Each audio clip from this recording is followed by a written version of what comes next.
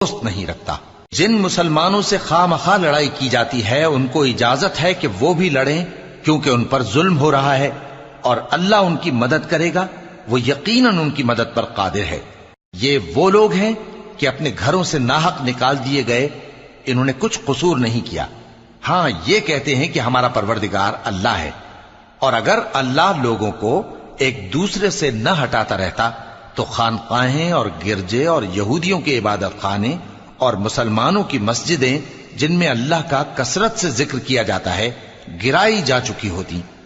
اور جو شخص اللہ کی مدد کرتا ہے اللہ اس کی ضرور مدد کرتا ہے، بے شک اللہ توانا ہے، غالب ہے۔ یہ وہ لوگ ہیں کہ اگر ہم ان کو ملک میں حکومت دے دیں تو نماز قائم کریں اور زکوٰۃ ادا کریں اور نیک کام کرنے کا حکم دیں اور برے کاموں سے منع کریں، اور سب کاموں کا انجام اللہ ہی کے اختیار میں ہے۔